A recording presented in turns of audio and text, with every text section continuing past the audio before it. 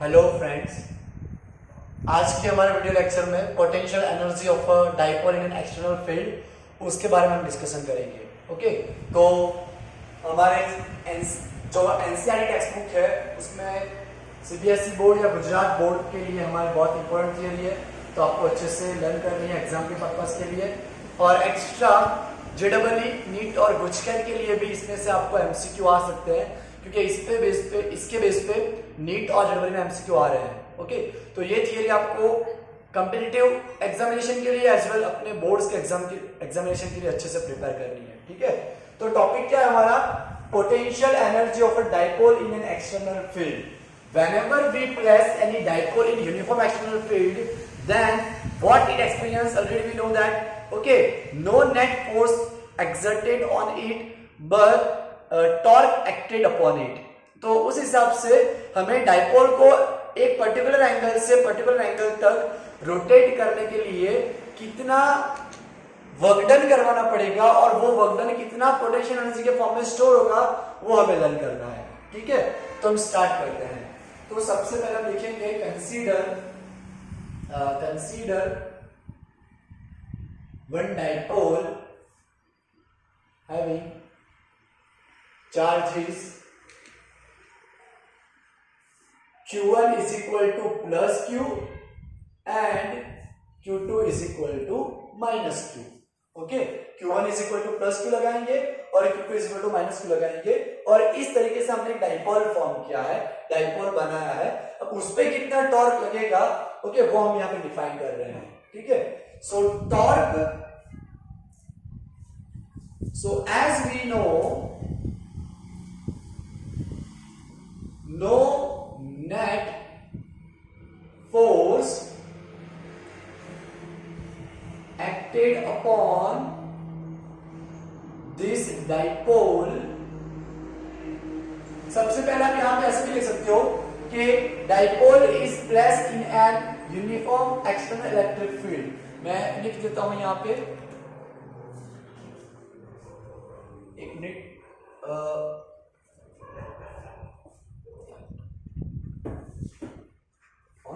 Okay, तो यहां पे हम ऐसा लिख देते हैं कि suppose dipole is placed in uniform external electric field E। Okay, बहुत ही सिंपल चीज है। ओके, अब हम यहां पे क्या करेंगे, उस पे कितना टॉर्क लग रहा है वो हम डिफाइन करेंगे। As we know that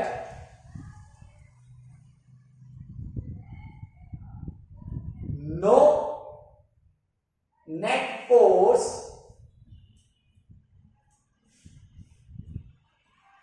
acted upon it but it experiences torque. ये क्या करेगा? ओनली टॉर्क एक्सपीरियंस करेगा, उस पर फोर्स तो लगेगा नहीं, क्योंकि plus Q minus Q force तो कैंसिल हो जाएगा, तो उस पर ओनली टॉर्क ही लगेगा। इसलिए हमने उसको यहां पे ऐसा लिखा कि उस पर फोर्स 0 लग रहा है लेकिन टॉर्क उस पर लग रहा है, which is given by tau is equal to P cross E। ये हमारा फॉर्मूला हो गया। ठीक है, अब इस फॉर्मूले को यहां पे हम यूज करेंगे, तो torque tau is equal to क्या हो जाएगा? अगर हम वेक्टर क्वांटिटी हटा लें तो Pe sin थीटा हो जाएगा। ठीक है, Pe sin थीटा, टॉर्क की हमारी फॉर्मूला हो जाएगी Pe sin थीटा, जो हमें ऑलरेडी पता ही है। ठीक है, ओके, अब हम क्या करेंगे, यहां पे इस पे जो टॉर्क लग रहा है उसके अगेंस्ट में हम एक एक्सटर्नल टॉर्क लगाएंगे। ओके, इसके अगेंस्ट में हम एक एक्सटर्नल टॉर्क लगाएंगे, जिसकी वजह से डाइपोल पे लगने वाला इलेक्ट्रिक फील्ड का टॉर्क और हमारा एक्सटर्नल टॉर्क न्यूट्रल हो जाए, और फिर हम उसको बिना एक्सेलरेशन, बिना एंगुलर एक्सेलरेशन के θ0 से θ1 एंगल पे रोटेट करवाएंगे। ठीक है, now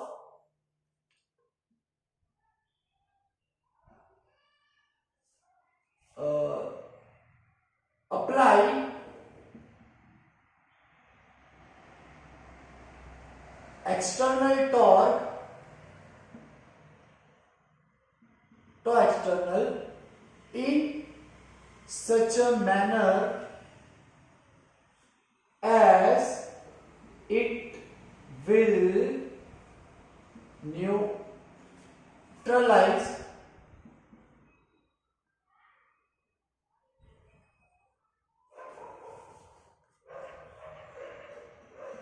torque by infinitesimal value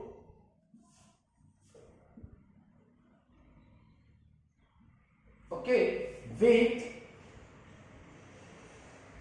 angular speed and without angular acceleration। हम उसको इतने छोटे से एंगल से लेके θ0 से लेके θ1 पे उसको रोटेट करेंगे और ऐसे रोटेट करेंगे कि उसका एंगुलर एक्सेलरेशन चेंज ना हो। ओके, उसकी एंगुलर स्पीड इतनी कम चेंज करेंगे कि एक्सेलरेशन चेंज नहीं होना चाहिए। ओके, बाय एंगल और फ्रॉम एंगल θ0 टू θ1, एक पर्टिकुलर छोटे से एंगल θ0 से लेके हमें उसको रोटेट करना है कहां तक, θ1 एंगल तक। इस तरह से हम उसको रोटेट करेंगे। तो अब देखना उसका रोटेशन कैसे करेंगे। Work done W is equal to integration lower limit θ0 upper limit θ1। तो θ0 से θ1 एक्सटर्नल टॉर्क टू एक्सटर्नल और डिस्प्लेसमेंट वेक्टर हमारा d theta according to formula में पता ही है। ठीक है, फोर्स इनटू डिस्प्लेसमेंट। अब देखिए आप, अगर हम टॉर्क एक्सटर्नल की वैल्यू रख देते हैं, टॉर्क एक्सटर्नल हमारा कितना है, जो एक्सपीरियंस कर रहा है टॉर्क, डाइपोल जो एक्सपीरियंस कर रहा है टॉर्क, उतना ही हमारा टॉर्क एक्सटर्नल भी है। तो θ0 से θ1 टॉर्क एक्सटर्नल की वैल्यू हमारी हो जाएगी PE sin थीटा। तो PE sin theta d theta, ये हमारी वैल्यू हो गई। ओके, अब देखिएगा, अब हम क्या करेंगे, PE को बाहर निकाल लेंगे। तो PE हमारा यहां आउटसाइड हो गया और θ0 to θ1 sin theta d theta, ये वैल्यू हो गई हमारी। ठीक है, अब देखिए W is equal to PE sin theta का इंटीग्रेशन क्या होगा, yes minus cos theta. sin theta का हमारा यहाँ पे इंटीग्रेशन होता है माइनस कॉस थीटा, और जैसे हमारी लिमिट बनी हुई है वो तो है ही लोअर लिमिट θ0 अपर लिमिट θ1। अगर अब हम हमारी वैल्यू डाल देते हैं यहाँ पे, तो PE माइनस कॉस थीटा की जगह हम क्या करेंगे, we have to substitute θ1 minus because of formula and minus cos theta की जगह अब हम लिखेंगे θ0। Okay, so W is equal to PE minus cos θ1 minus minus will be plus cos θ0। If I rewrite this term by arranging these two term as, अगर मैं cos θ को पहले लिख दूं फिर minus cos θ लिखूं, तो this term will be written as PE is equal to, पहले हम लिखेंगे cos θ0 फिर minus cos θ1। इस तरीके से हम उसको लिख पाएंगे। ठीक है, तो ये हमारा वर्क हो गया। W is equal to PE cos θ0 minus cos θ1, ये हमारा वर्क डन आ गया। अब हम क्या करेंगे, वर्क डन जो है वो पोटेंशियल एनर्जी के फॉर्म में स्टोर हो रहा है। तो कितना स्टोर हो रहा है, कैसे स्टोर हो रहा है, वो हम यहाँ पता करते हैं। तो now if dipole start rotating from θ0 is equal to π/2 to any particular angle theta. हमने सपोज कर लिया कि पहले हमारे डाइपोल ऐसे कर लिया, ऐसे like this. Now it will be align to angle theta, any of angle theta. Okay, it may be 0 or 180 or any of angle। Okay, कोई भी हम एक जनरल केस ले रहे हैं थीटा एंगल का, तो W is equal to PE cos theta 0 हमारा क्या हो जाएगा, cos pi by 2 minus cos theta, ये हो गया। As we know cos pi by 2 will be 0, so W is equal to PE 0 minus of cos theta, ठीक है। अब देखिए W is equal to minus बाहर आ जाएगा, so it will be minus PE cos theta, okay. W is equal to minus PE cos theta, ये हमारा formula हो जाएगा, ठीक है। P हमारी डाइपोल मोमेंट है और E हमारा इलेक्ट्रिक फील्ड है। एंड एज वी नो जो हमारा वर्क डन होगा वही हमारी पोटेंशियल एनर्जी होगी, यानी कि हम उसको इस तरह से लिख सकते हैं, ठीक है। और अगर हम यहां पे उसको वेक्टर से डिनोट करें तो P डॉट E, वैसे ये जो हमारा फॉर्मूला है वो फॉर्मूला हमारा बहुत ही इंपॉर्टेंट फॉर्मूला है, ओके। ये हमारा डेरिवेशन हो गया पोटेंशियल एनर्जी के फॉर्मूला का, उसके बेस पे एमसीक्यू भी हमें आ सकते हैं, ठीक है, ओके। अगर मैं वेक्टर क्वांटिटी से डिफाइन किया तो U is equal to minus vector P dot vector E, इस तरीके से हो जाएगा, ओके।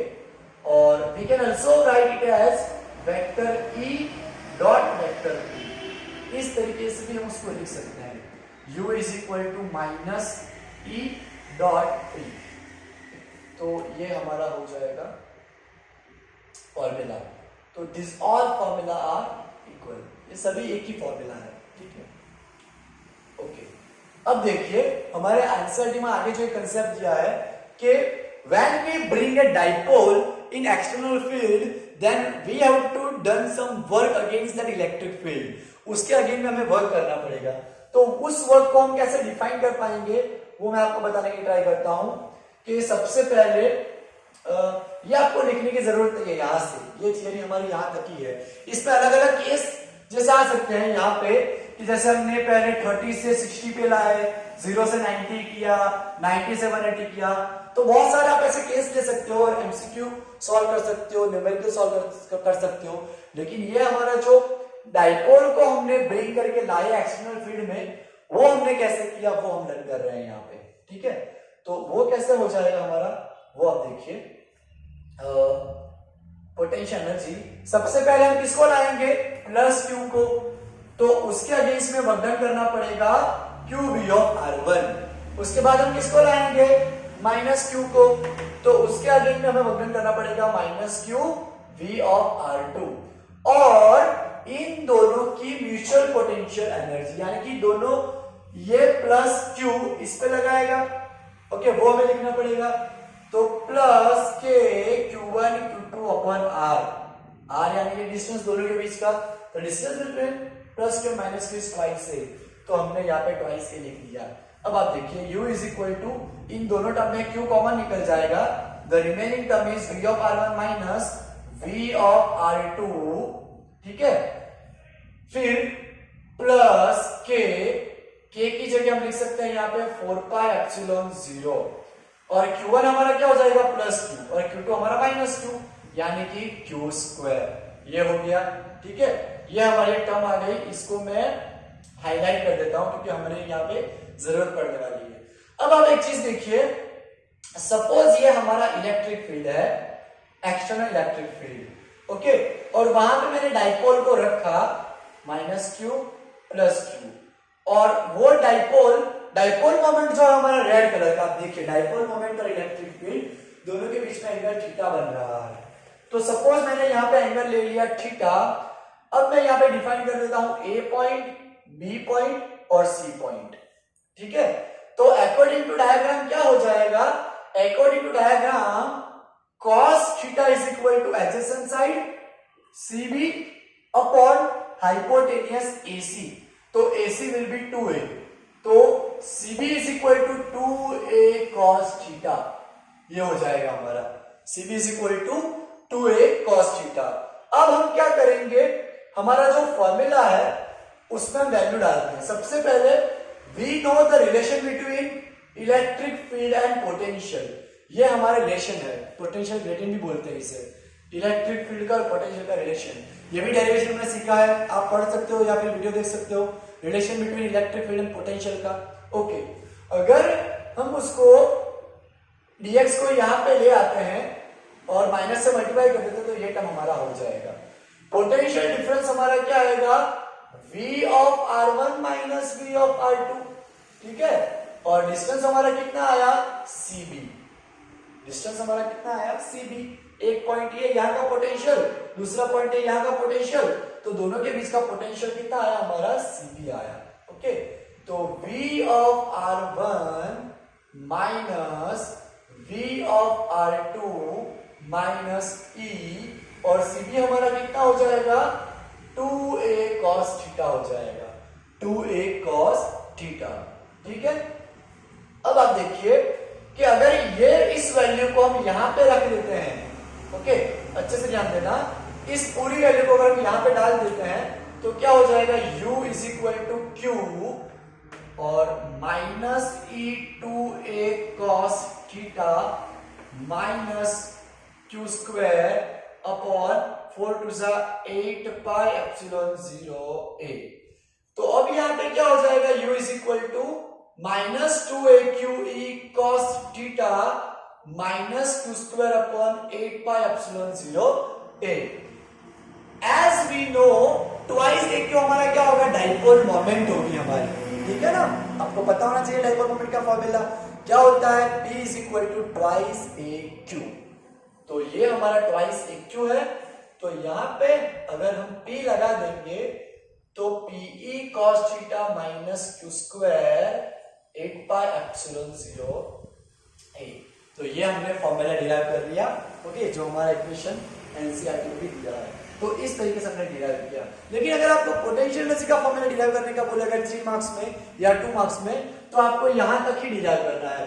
ये जो बाकी का एक्स्ट्रा है वो हमें कंसेप्ट बताया हुआ है कि अगर हम डाइपोल को ब्रेक करके लाते हैं एक्सटर्नल फील्ड में तो वहां पे हमारी पोटेंशियल एनर्जी कितनी बनेगी, उसके लिए वो टॉपिक हमें दिया हुआ है, ठीक है। तो अगर आपको ये थ्योरी अच्छे से लर्न करनी है, आप अपने भी वर्डिंग लिख सकते हो, तो आपको अच्छे से प्रैक्टिस करना पड़ेगा। और ये जो हमारा फॉर्मूला है वो एमसीक्यू के लिए बहुत ही इंपॉर्टेंट फॉर्मूला है, तो आपको लर्न करना है, ठीक है। Okay, bye everybody.